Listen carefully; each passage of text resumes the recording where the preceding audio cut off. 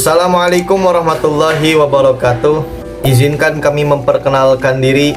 Kami dari kelompok 2 insya Allah akan memenuhi tugas kelompok, yakni berpresentasi mengenai materi ICT.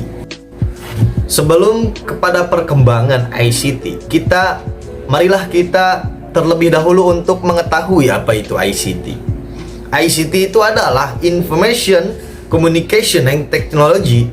Itu istilah bahasa Indonesianya sering disebut dengan TIK, Teknologi Informasi dan Komunikasi. Jadi dapat disimpulkan bahwasanya ICT itu adalah TIK di Indonesia. ICT atau Information Communication Technology merupakan seluruh teknologi yang berhubungan dengan pengambilan data, pengumpulan, pengolahan, penyimpanan, penyebaran, dan juga penyajian. Teori ini dikemukakan oleh Rusman pada tahun 2013. ICT itu mencakup semua perangkat keras, aplikasi, kandungan isi, infrastruktur komputer, juga komunikasi. Bahwa bisa disimpulkan bahwasanya ICT merupakan sistem atau teknologi yang memanfaatkan komputer dan telekomunikasi untuk menyajikan informasi penggadaan, pengolahan, penyimpanan, dan juga penyebaran data. Lantas, apa tujuan daripada ICT ini? Tujuan daripada ICT ini merupakan tujuan yang memang sangat bermanfaat bagi kita semua. Apa saja? Yaitu mampu untuk mengasah kemampuan berpikir peserta didik serta membantu peserta didik agar mampu bekerja secara kelompok.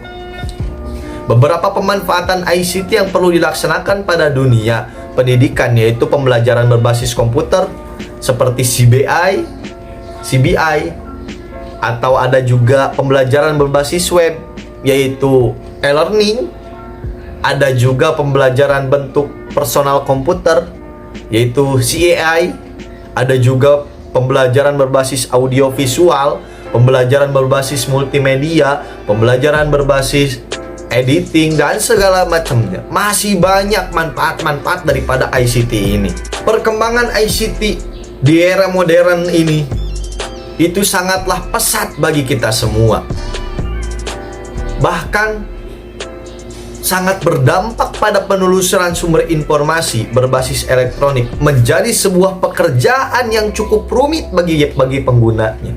Dengan perkembangannya ICT yang begitu pesat serta kemudahannya mengakses mengharuskan pengajar memanfaatkan banyak sekali keunggulan ICT tersebut secara inovatif dalam kegiatan pembelajaran baik di dalam maupun di luar kelas. Sejarah ICT. Semua dimulai dengan adanya komputer komersial pertama, yaitu Univac 1, yang dikembangkan oleh John Eckert dan John Wimakley pada tahun 1951. Komputer ini digunakan oleh Biro Sensus untuk memprediksi hasil pemilihan presiden pada tahun 1952.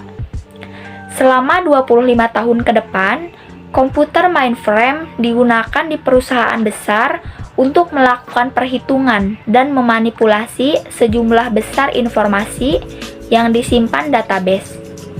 Baru-baru ini telah menjadi marak dan populer untuk memperluas istilah agar secara eksplisit memasukkan bidang komunikasi elektronik sehingga orang cenderung menggunakan ICT, Information Communication and Technology atau TIK, Teknologi Informasi dan Komunikasi. Pemanfaatan ICT. Yang pertama, pendidikan.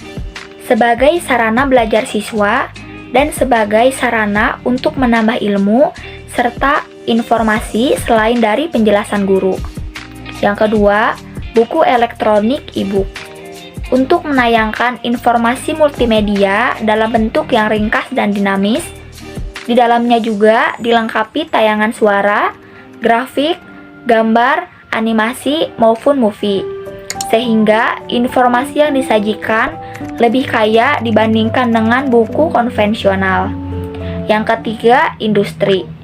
Komputer digunakan pada proses perencanaan sebuah produk baru memulai program desain, seperti komputer aided design. Gunanya agar produk yang diinginkan dapat dirancang secara cepat, mudah, dan memiliki ketepatan tinggi. Media pembelajaran berbasis ICT. Yang pertama adalah pengertian media. Kata media berasal dari bahasa Latin yang merupakan bentuk jamak dari kata medium. Secara harfiah, media berarti perantara, yaitu perantara antara sumber pesan dan penerima pesan. Nah, yang kedua yaitu penjelasan pembelajaran. Pembelajaran ini adalah proses interaksi peserta didik dengan pendidik dan sumber belajar pada suatu lingkungan belajar. Pembelajaran merupakan bantuan yang diberikan pendidik atau guru atau seorang pendidik, pengajar yang diberikan seorang pendidik agar dapat terjadi proses perolehan ilmu dan pengetahuan, penguasaan kemahiran dan tabiat, serta pembentukan sikap dan kepercayaan pada peserta didik. Dengan kata lain, pembelajaran adalah proses untuk membantu peserta didik agar agar dapat belajar dengan baik. Yang ketiga ada media pembelajaran. Media pembelajaran ini adalah menurut Haji Malik pada tahun 1994 adalah segala sesuatu yang dapat digunakan untuk menyalurkan pesan atau bahan pembelajaran sehingga dapat merangsang perhatian, minat, pikiran, dan perasaan. Sedangkan menurut Gerlich dan Ellie pada tahun 1971, media belajar merupakan alat-alat grafis atau fotografi atau elektronik yang menangkap, memproses dan menyusun kembali informasi visual atau verbal. Apa itu literasi digital? Literasi digital merupakan pengetahuan serta kecakapan pengguna dalam memanfaatkan media digital seperti alat komunikasi, jaringan internet, dan lain sebagainya. Kecakapan pengguna dalam literasi mencakup kemampuan untuk menemukan, mengerjakan, mengevaluasi, menggunakan, membuat, serta memanfaatkan dengan bijak, cerdas, cermat, serta tepat sesuai kegunaan. Dan yang terakhir yaitu manfaat literasi digital. Manfaat literasi digital ini ada beberapa. Yang pertama yaitu sebagai kegiatan mencari dan memahami informasi. Dengan begitu kan dapat menambah wawasan kepada setiap perorangan atau individu. Yang kedua, meningkatkan kemampuan individu untuk lebih kritis dalam berpikir.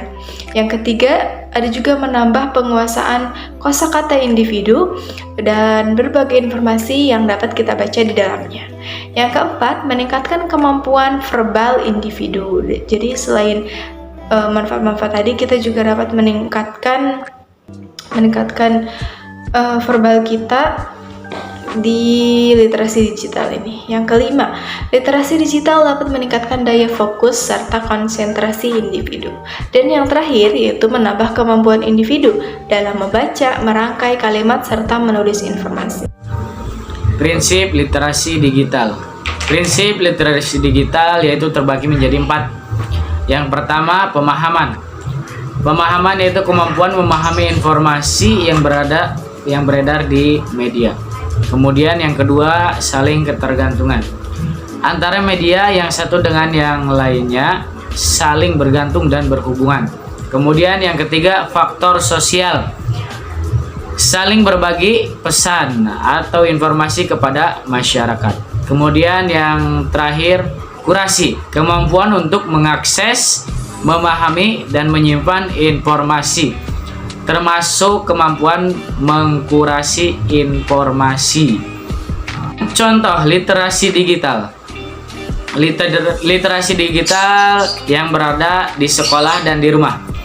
Contoh literasi digital yang berada di sekolah yaitu komunikasi dengan guru atau teman menggunakan media sosial. Kemudian mengirim tugas sekolah lewat email, pembelajaran dengan cara online, yakni lewat aplikasi ataupun website. Kemudian yang terakhir, mencari bahan ajar dari sumber terpercaya di internet. Kemudian contoh literasi digital yang berada di rumah.